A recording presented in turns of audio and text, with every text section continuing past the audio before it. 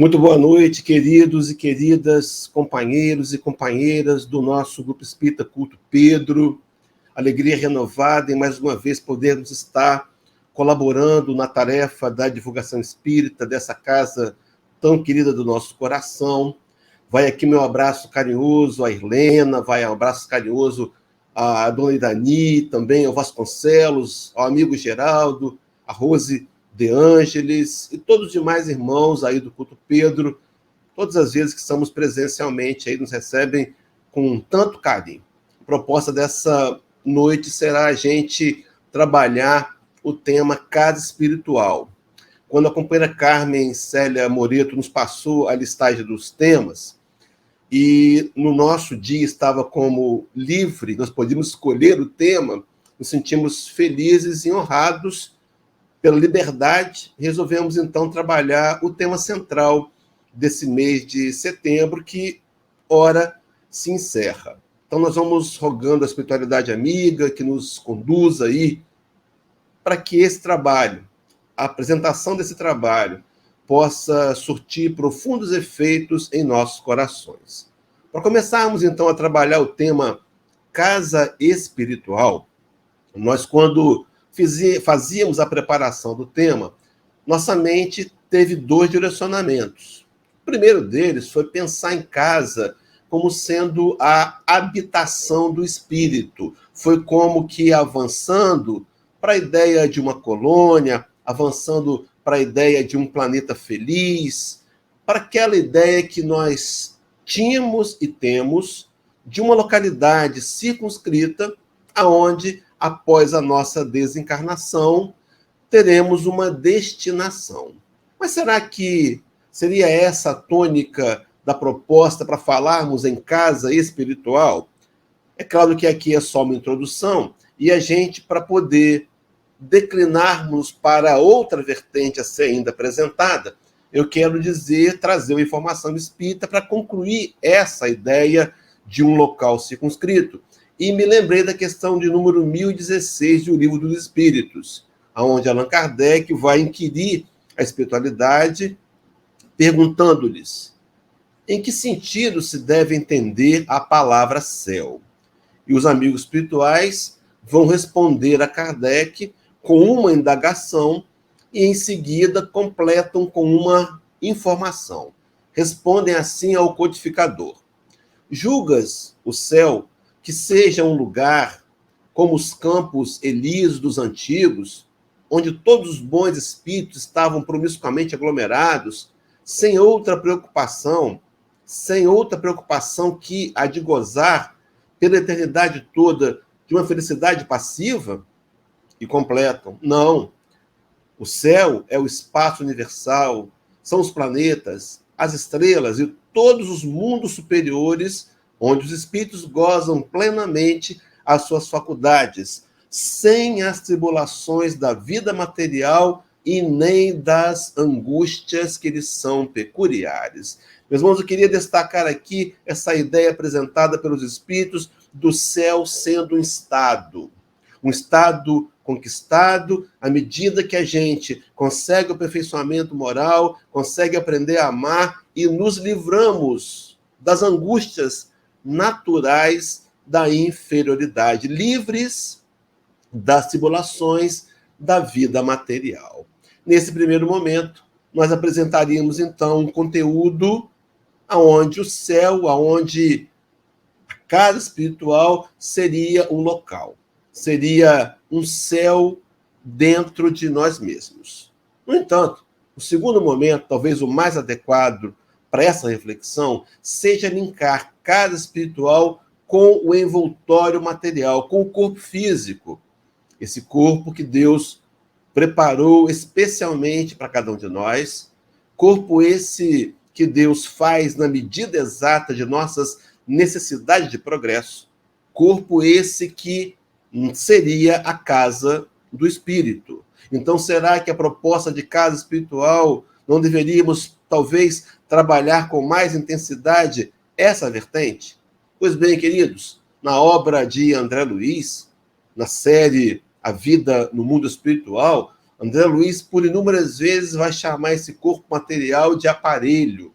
O próprio Rabi da Galileia, numa fala no Sermão da Montanha, capítulo 5, versículo 25, fala essa endossada e depois explicada por Allan Kardec, no capítulo 10 do Evangelho segundo o Espiritismo, no item de número 6, vai chamar esse corpo de prisão.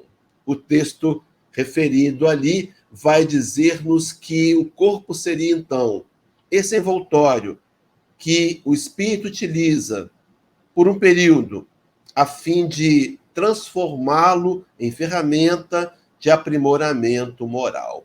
Essa prisão, segundo o versículo 26 do mesmo capítulo 5 de Mateus, Sermão da Montanha, está dito que, em verdade te digo, que de maneira nenhuma sairás dali enquanto não pagares o último ceitil. Era a ideia da utilização do corpo físico para quitar os nossos débitos com a lei divina, dentro dessas leis, a de causa e efeito, da qual nós não podemos fugir. Então, quitar os débitos por meio do corpo. Então, a casa espiritual, nesse segundo momento, seria o envoltório material, seria quitar os débitos por meio da casa do espírito, por meio da casa espiritual. Bom, introdução feita, vamos, meus irmãos, aprofundarmos. Eu quero lembrar aos companheiros a questão de número 196, onde faremos algumas breves ponderações. Kardec faz um comentário, e depois do comentário esse que ele já teria adquirido em forma de conhecimento em 195 questões anteriores, ele agora faz uma colocação e depois uma pergunta.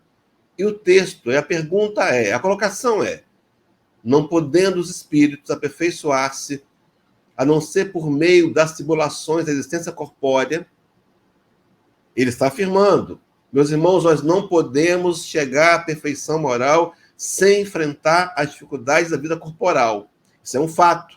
Então, talvez seja uma fantasia a gente imaginar que viemos a esse planeta num perfil de provas e expiações, migrando para o mundo regenerado para enfrentar facilidades. Não. Todos nós temos nossas dores, e dores essas adequadas à nossa capacidade de absorvê-las, e dores essas projetadas com intenção maior de nos fazer evoluir moralmente. Colocada a fala de Kardec, ele começa a confabular a pergunta. Segue-se, então, que a vida material seja uma espécie de crisol ou de depurador, por onde tem que passar todos os seres do mundo espírita para alcançar a perfeição? Meus irmãos, eu acho interessantíssima aqui a linguagem de Kardec. Espírito de altíssima evolução, espírito que é componente da equipe do Espírito da Verdade, dentre os encarnados, intitula-nos como sendo seres do mundo espiritual. Algumas vezes somos engodados pela matéria e acreditamos ser um corpo, quando na verdade apenas o temos. Somos um espírito imortal em trânsito pelo mundo das matérias. Mas diante da pergunta, da colocação e pergunta de Kardec, os benfeitores respondem assim: sim, é exatamente isso. Então a vida material é um crisol, é um depurador. Sim, é exatamente isso. A resposta já estaria dada, mas os amigos da luz querem acrescentar-nos informações. E diz assim: eles se melhoram nessas provas, evitando o mal e praticando o bem. Porém, somente ao cabo de mais ou menos longo tempo, conforme os esforços que empregue, somente após muitas encarnações ou depurações sucessivas, atingem a finalidade a que tendem.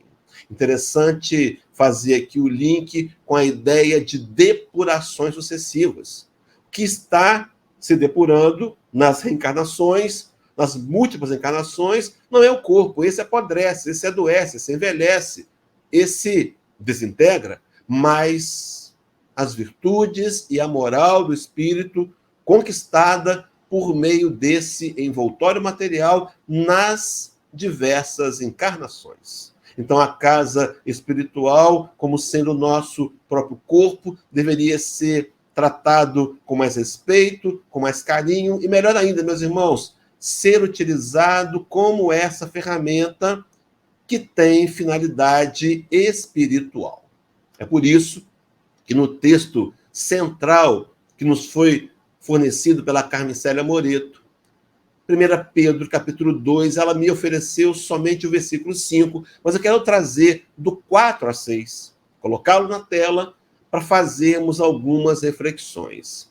Veja, meus irmãos, o texto de Pedro, apóstolo de Jesus, íntimo de Jesus, um dos pilares do cristianismo primitivo, um dos principais nomes de liderança do colégio apostólico, escreve a primeira carta à igreja e diz assim: e chegando-vos para ele a pedra viva, reprovada na verdade pelos homens, mas para com Deus eleita e preciosa, vós também, como pedras vivas, sois edificados casa espiritual e sacerdócio santo, para oferecerdes sacrifícios espirituais agradáveis a Deus por Jesus Cristo. Meus irmãos, a intitulação de que nós somos casa espiritual, linkada a essa pedra viva que nós no passado rejeitamos. O nosso nível de moralidade não nos permitiu ouvir com clareza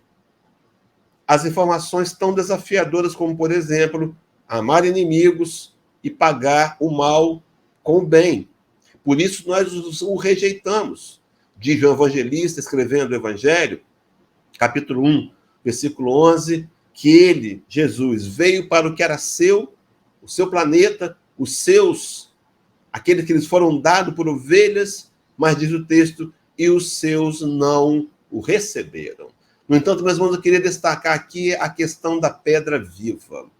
Pedro chama Jesus de pedra viva. Há um enredo nessa história, meus irmãos, há um enredo. Você vai se lembrar comigo daquele episódio que nas Bíblias convencionais recebe o subtítulo de A Confissão de Pedro.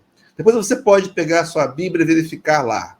Mateus 16, de 13 até o versículo 30.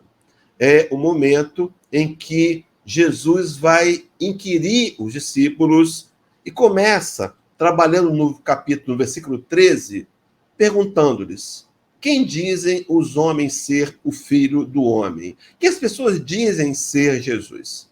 E eles lhe informaram: dizem que tu és Elias, ou Jeremias, ou um dos profetas. E no versículo de número 15, Jesus faz a pergunta crucial: e vós? Quem dizeis que eu sou? Talvez, meus irmãos, seja essa uma das principais perguntas.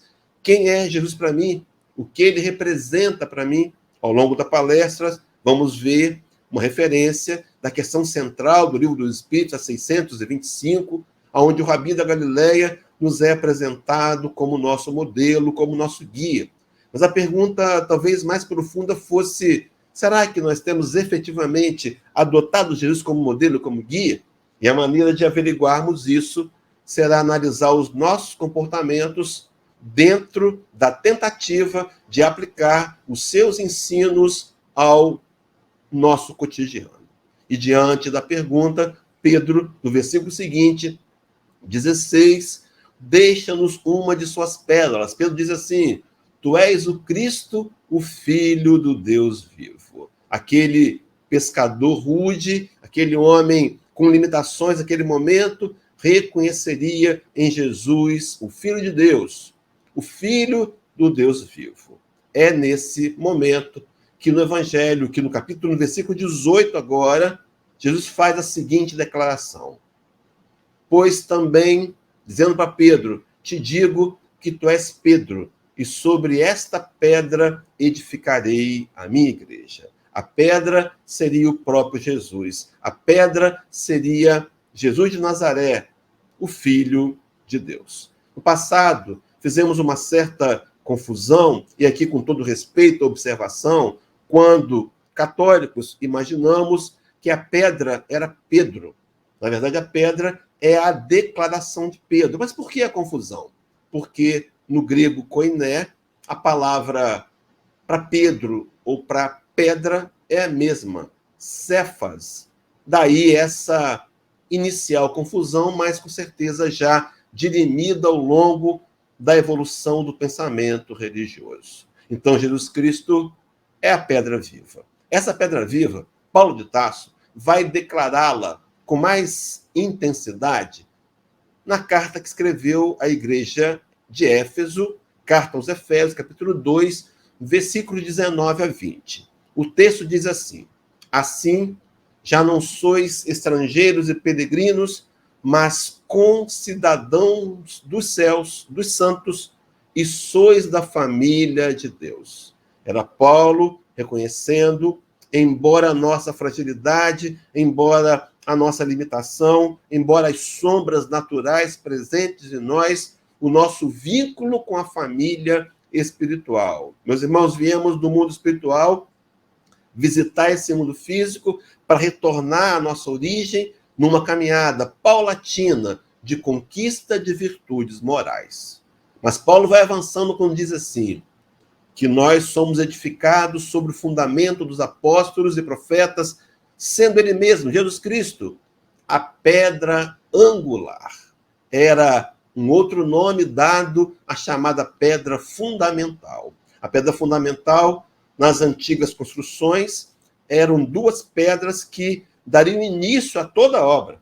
Então, elas deveriam estar no esquadro e no plumo, para que a obra ficasse em linhas retas, harmônicas e seguras. Jesus como sendo apresentado para cada um de nós como pedra viva, como pedra fundamental. Eu quero colocar aqui nesse slide um asterisco, porque daqui a pouco, mais para o fim da palestra, eu quero resgatar o conteúdo dessa declaração e fazer um link para formatarmos uma nova ideia.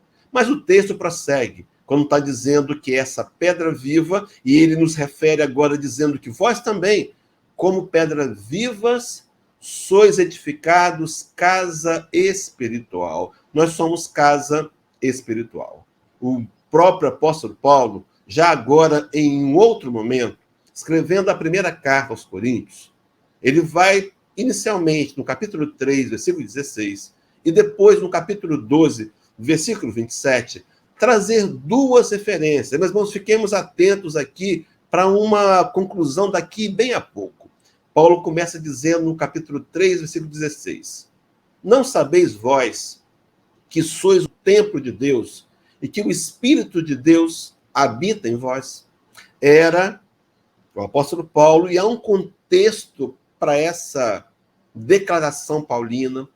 O contexto é que os habitantes de Corinto, os cristãos de Corinto, moravam numa cidade cosmopolita, era uma grande metrópole, era uma cidade que era banhada e nela havia dois grandes portos, uma cidade de muito trânsito, e por conta disso uma cidade inclinada às práticas sexuais perversas. E quando Paulo pregou-lhes o evangelho e que muitos aceitaram a Jesus como sendo guia, esses companheiros cristãos pretendiam manter o mesmo tipo de comportamento leviano. E Paulo de Tarso, então, vai questioná-los e vai trazê-los à lucidez, convidando, dizendo que o corpo é o templo de Deus.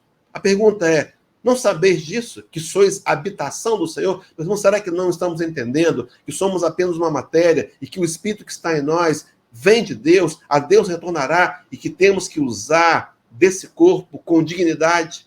Será que não deveríamos repensar muitas vezes se não temos feito alianças com as trevas? Mas o segundo texto, na mesma linha de raciocínio, capítulo 12, versículo 37, porque agora nós ouvimos que somos o templo de Deus. Mas vejam só o que diz Paulo no versículo seguinte. Ora, vós sois o corpo de Cristo, e seus membros em particular.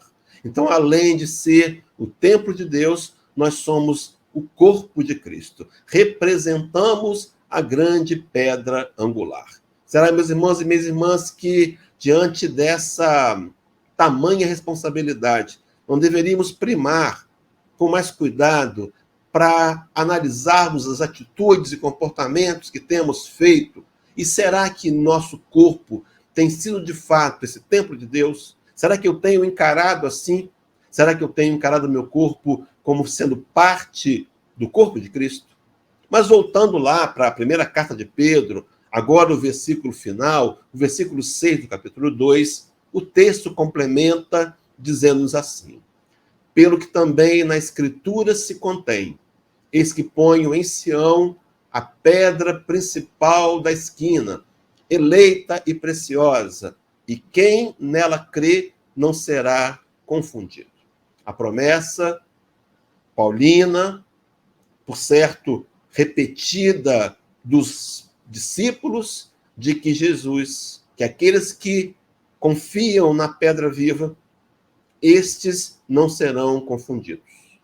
Terão sido esclarecidos, compreenderão com clareza a realidade espiritual.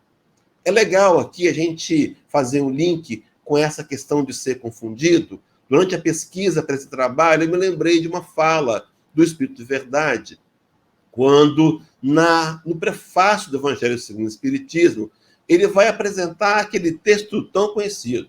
E a fala, o Espírito de Verdade, diz assim: e eu vos digo, em verdade, que são chegados tempos em que todas as coisas hão de ser restabelecidas para no seu verdadeiro sentido. E olha que interessante, meus irmãos, para dissipar as trevas, confundir os orgulhosos e glorificar os justos. Enquanto nós estivermos mergulhados no orgulho, na vaidade, em estar voltados para nós mesmos, utilizando o mal da matéria emprestada por Deus para ser elemento de transição, de evolução espiritual. Enquanto assim estivermos, nos comportaremos como verdadeiros cegos. Por isso, a proposta espírita é dissipar as trevas e nos fazer libertar gradualmente do orgulho e do egoísmo, que são as chagas da humanidade. Mas diz também o Espírito de Verdade que nos é chegado o tempo aonde será restabelecida o verdadeiro sentido da vida. E quando nós encontramos esse verdadeiro sentido, fomos levados à questão 799 de O Livro dos Espíritos, onde Allan Kardec vai perguntar à espiritualidade: de que maneira pode o espiritismo contribuir para o progresso? É bem provável que você já tenha me visto aqui em outras lives, e nós temos uma ferramenta pessoal que eu tenho dividido com os companheiros, que muito pode auxiliar. A ferramenta de tentar transformar as perguntas do Livro dos Espíritos em perguntas pessoais. Personifique a pergunta. Ao invés de perguntar de que maneira pode o Espiritismo contribuir para o progresso, pergunte: de que maneira pode o Espiritismo contribuir para o meu progresso? A resposta é: destruindo o materialismo. Veja, meus irmãos, que é uma das chagas da sociedade. Materialismo é essa doutrina que, acima de tudo, valoriza os bens materiais, valoriza as sensações materiais. Destruindo esse materialismo, o Espiritismo faz com que os homens compreendam aonde se encontram os seus verdadeiros interesses. Meus irmãos e minhas irmãs, quais seriam os nossos verdadeiros interesses? Qual seria o nosso verdadeiro sentido da vida, se não cuidar da casa espiritual? Se não, por meio da casa espiritual, conquistarmos as virtudes e a moralidade, a fim de avançarmos no caminho da conquista da verdadeira felicidade, do verdadeiro aprendizado do amor. Eu queria resgatar aquele asterisco comentado lá atrás, onde Paulo de Tarso afirmou que Jesus Cristo é a pedra fundamental, essa pedra angular, essa pedra que deve dar direção à nossa história e trazer uma fala de Jesus. No final do Sermão da Montanha, capítulo 7, versículo 24 a 27 do Evangelho de Mateus, que tem como subtítulo, nas Bíblias convencionais, os dois fundamentos. Deixa eu abrir um parênteses rápido aqui, meus irmãos. Nós sabemos que as Bíblias originais não têm capítulos nem versículos, elas são lineares. A ideia de formatar assim foi muito interessante, didática, para nos ajudar a encontrar as referências. Mas os subtítulos são acrescentados por teólogos. Por isso que você pode, nas 23 traduções da Bíblia oficiais do Brasil, encontrar vários subtítulos. Por exemplo, há uma tradução da imprensa bíblica do Brasil, que no lugar de os 2 fundamentos, são os 2 alicerces, mas vejam bem, são palavras que são coerentes, são sinônimas entre si. Mas eu quero trazer o texto para fazermos algumas reflexões. Começa dizendo assim, palavra de Jesus. Todo aquele, pois, que ouve essas minhas palavras e as pratica. Irmãos, que palavras são essas que ele teria declarado? Foram as orientações trazidas no Sermão do Monte. O grande sermão, onde Jesus teria apresentado-nos as bases da sua doutrina, que é capaz de mudar a humanidade e é capaz de mudar o coração do homem. Nós não compreendemos aquele primeiro momento, tanto é que o rejeitamos. No entanto, cumprindo a promessa do Consolador prometido, no capítulo 14 de João, ele nos dá agora a doutrina espírita que resgata a essência do ensino de Jesus, capaz de transformar os nossos corações. Quando o Espírito de Verdade conversava com Allan Kardec, antes dele abraçar a tarefa da codificação, e esse texto está no livro Obras Póstumas, a segunda parte, no item A Minha Missão, Kardec nos narra, nos escreve, que o Espírito de Verdade lhe questiona dizendo, Kardec, você tem certeza que quer abraçar essa tarefa? Porque está em tuas mãos uma doutrina capaz de transformar e abalar o mundo inteiro. Será, meus irmãos, que nós temos lançado no mundo essa doutrina? Será que ela tem abalado e transformado o nosso mundo íntimo? Mas a esse homem que ouve as minhas palavras e as pratica, será comparado a um homem prudente que edificou a casa sobre a rocha. Fazendo um link direto com a analogia, construir a casa sobre a rocha viva, sobre a pedra fundamental, sobre Jesus Cristo. E veja, meus irmãos, o que acontece a esse homem. E caiu a chuva, e transbordaram os rios, e sopraram os ventos, e deram com ímpeto contra aquela casa, que não caiu, porque fora edificada sobre a rocha. As chuvas, as enchentes, os vendavais da vida, natural para cada um de nós. Ventos que, se nós estivermos alicerçados na rocha viva, suportaremos com mais facilidade. Pelo contrário, mais ainda, tiraremos aprendizados profundos para o espírito imortal. No entanto, o Rabi faz um contraponto, dizendo: todo aquele que ouve essas minhas palavras e não as pratica, será comparado a um homem insensato, imprudente, que edificou a sua casa sobre a areia. E o desfecho, e vieram as chuvas, e caiu a chuva, transbordaram os rios, sopraram os ventos, e deram com ímpeto contra aquela casa, e ela desabou, sendo grande a sua ruína. Meus irmãos, estamos diante de uma escolha, onde temos construído a nossa casa, em que tipo de terreno? Será que temos construído na areia, no terreno arenoso do materialismo? Será que somos aqueles que confiam porque temos um patrimônio? Meus irmãos, patrimônio material, ele é algo que muda de mãos com extrema facilidade. Podemos, nessa encarnação, mudar de condição financeira, talvez faça parte até de um projeto educativo de espiritualidade para o nosso aprimoramento moral, mas não importa. Será que temos construído a nossa confiança no materialismo? Ou será que na vaidade, investindo na beleza física, investindo na aparência? Não estou dizendo que não devemos fazê-lo, não. Temos que cuidar, sim, do corpo.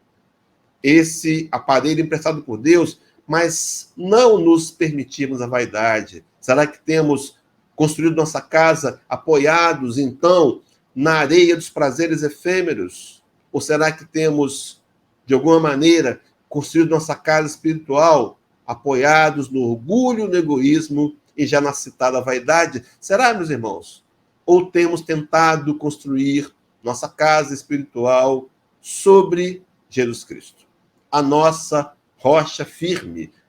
E os ventos vêm, as tempestades nos abatem, os rios transbordam, mas nós continuamos firmes, porque o Senhor está conosco na embarcação. Me lembrei daquele episódio onde Jesus de Nazaré teria feito uma viagem de Cafarnaum até Gadara.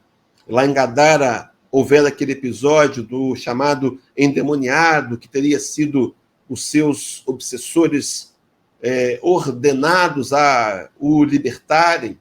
E nessa viagem de ida, há uma grande tempestade, o Senhor está dormindo na região de Sacaria, da embarcação, por certo, sob sacos de algodão ou trigo. E a tempestade se torna muito forte, os espíritos, os seus discípulos começam a temer e vêm chamar por ele.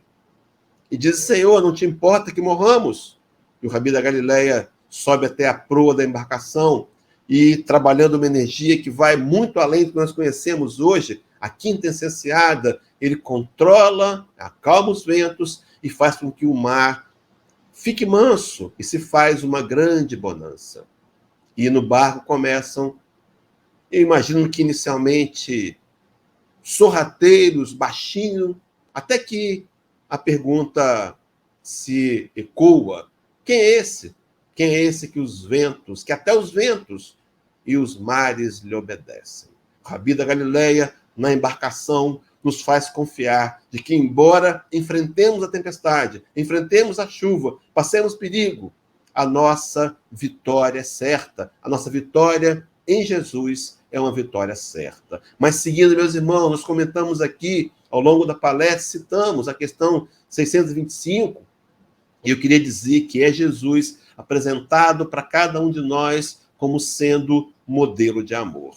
E esse modelo de amor, ele vai trazer-nos, apresentar-nos o amor em dois momentos. Primeiro, em Mateus 22, 34 a 46, e depois em João, capítulo 15.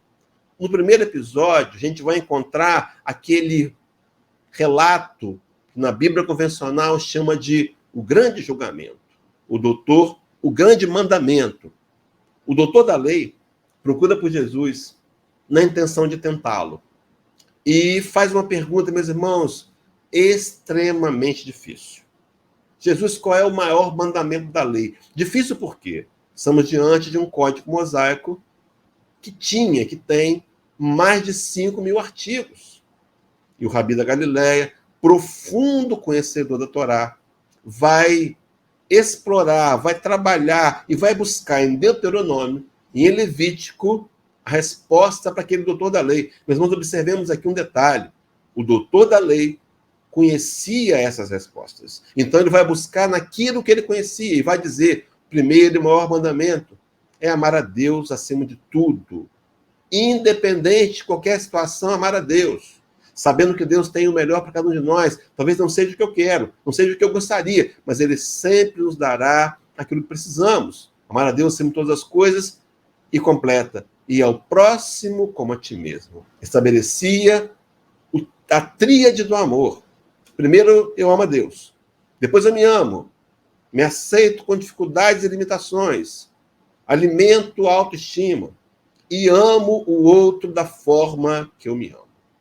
No segundo momento, é o texto lá de João 15, 12. Quando ele vai resumir os 3 anos e 4 meses, segundo teólogos modernos, seu ministério, dizendo: o meu mandamento é este, que vos ameis uns aos outros, assim como eu vos amei. Era o Rabi da Galileia agora, colocando seu estilo de amar como sendo aquele que nós deveríamos seguir.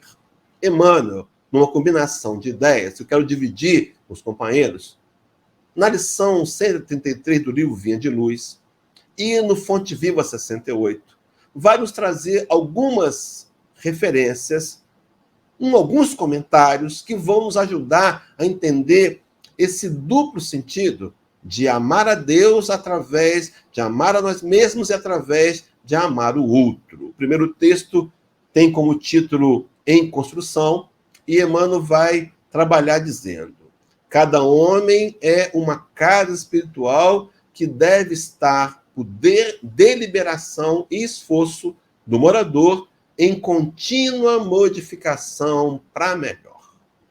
Então, cada homem é uma casa espiritual. Meu irmão, minha irmã, você é uma casa espiritual. Eu sou uma casa espiritual. E na visão do benfeitor Emmanuel, deveríamos estar sempre em construção, em reforma moral para melhor. E eu me lembrava aqui de Allan Kardec, quando no capítulo 17 do Evangelho segundo o Espiritismo, aquele capítulo que tem como título Sede Perfeitos, no item 3, ele traz uma listagem de características do verdadeiro homem de bem. E uma delas, Allan Kardec vai dizer que o verdadeiro homem de bem é aquele que estuda as suas próprias imperfeições e trabalha incessantemente em combatê-las. Então ele estuda, não para se autodenegrir, para se sentir inferior, não, ele analisa, ele segue a orientação de Santo Agostinho na questão 919, Livro dos Espíritos, para trabalhar incessantemente em combatê-las. Mas Kardec prossegue dizendo: todos os esforços se emprega para poder dizer no dia seguinte que algo traz em si de melhor do que na véspera. Então, cada homem, cada um de nós, uma casa espiritual, precisando de um trabalho diário para a melhoria. Mas observe o complemento. A lição de Jesus, essa que somos casa espiritual, essa lição de Jesus, segundo completa Emmanuel, não deve ser tomada apenas como carícia embaladora, e sim por material de construção e reconstrução da reforma integral da casa íntima. Rabi da Galileia revelava-nos diante de uma indagação de um grupo de doutores da lei, indagação porque ele citou várias vezes a vinda de um reino de Deus, a vinda do reino dos céus. E os companheiros perguntaram em Lucas 17, de onde virá o teu reino? E ele explica, o meu reino não virá dali, e nem de lá, porque o reino de Deus está dentro de nós. A construção da casa íntima é a conquista do reino de Deus dentro de nós mesmos, num processo, veja, meus irmãos, de construção e de reconstrução. Fazendo link com essa mesma ideia de Emmanuel, por ele próprio, e quem estuda Emmanuel sabe que ele é assim, especialmente na série Fonte Viva. Ele pega várias lições com o mesmo conteúdo e distribui de forma organizada. Não sabemos qual é essa forma, mas vez por outra encontramos as mesmas referências que se complementam em outras lições da mesma série Fonte Viva. Mas agora é 68, do livro Fonte Viva, que dá origem à série Fonte Viva, que tem como título Sementeira e Construção. Coloca assim, ele trabalha a fala de Paulo de Tarso, escrevendo de novo, está em referência, primeira carta aos Coríntios, capítulo 3, versículo 9, onde Paulo vai dizer assim: porque nós somos cooperadores de Deus, vós sois lavoura de Deus e edifício de Deus. Casa espiritual para nos amarmos, nos aceitarmos, trabalharmos intensamente o auto-melhoramento, amarmos a Deus e servirmos diretamente ao outro. Somos lavoura, somos edifício de Deus, somos cooperadores de Deus. Em cima desse texto veio o comentário de Emmanuel. Meus irmãos, observem que é aqui uma colocação direta.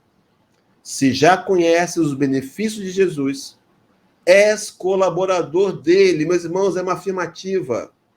Se recebemos os benefícios, se já entendemos a vida com essa visão ampla da espiritualidade, se entendemos que temos um corpo, essa casa espiritual nos emprestada momentaneamente para usá-la em benefício próprio dos outros, para aquisições de moralidade, se nós temos essa convicção, nós já somos colaboradores. Colaboradores dele, na vinha do mundo e na edificação do espírito humano para a eternidade. E veja como Emmanuel completa e fecha. Avança na tarefa que te foi confiada e não temas.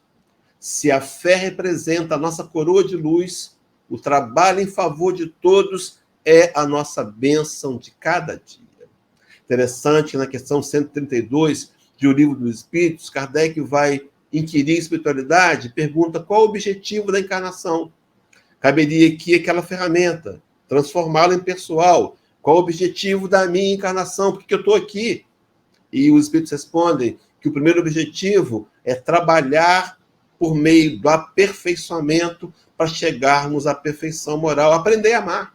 E no segundo momento diz assim, visa ainda outro fim, encarnação, o de pôr o espírito em condições de cumprir com a parte que ele toca na obra da criação. Viemos ao planeta para desenvolver virtudes morais e, como missão também, como nosso objetivo, ajudar os que estão conosco a também conquistarem virtudes morais. Será que nós não temos sido esse cristão que ajuda o outro a se melhorar? Será que nós temos avançado nesse projeto? Interessante, que nós já citamos aqui, com aquela construção na areia, apoiada no orgulho, na vaidade, no egoísmo. Essa metodologia de amar a Deus, de amar ao próximo, de amar a nós mesmos, que se reflete na questão 132, vai nos dar conta de que servir ao outro, priorizar ações em prol do bem geral, será o melhor remédio, o melhor antídoto para trabalhar o orgulho e o egoísmo latentes e tão presentes em cada um de nós. Mas para começar a fazer o fechamento, meus irmãos, então nós somos casa espiritual. Essa casa que está em construção, essa casa que precisa ser relevada em alguns momentos. Eu não quero que você não cometa mais erros, porque não será assim. Mas eu quero que você pense em relevar os seus erros, em trabalhar o auto-perdão, em entender a sua natureza imperfeita e decidir caminhar hoje, de novo, abraçando o Evangelho de Jesus e tentando, mais uma vez, transformá-lo em vida. Eu sei que não vai ser integral, eu sei que não conseguiremos o tempo todo, mas eu quero que a palavra mais importante para essa noite de quinta-feira, 30 de setembro, encerrando o mês de estudos do Grupo Espírita Culto Pedro, que você saia daqui levando e exaltando a palavra continuar, jamais desistir. Mas há o alerta de Emmanuel, numa lição ainda da série Fonte Viva, agora no livro Palavra de Vida Eterna, lição 106. Na verdade, esse livro é um livro à parte, mas ele segue os mesmos moldes da série Fonte Viva. Na lição 106, Emmanuel coloca-nos assim: esboças valioso projeto para o levantamento de largo edifício. Entretanto, se não promoves a construção, os teus planos, por mais belos, estarão relegados ao mofo. Era os espíritos, era Emmanuel nos convidando a deixar apenas de ser projetos, para executarmos efetivamente a obra.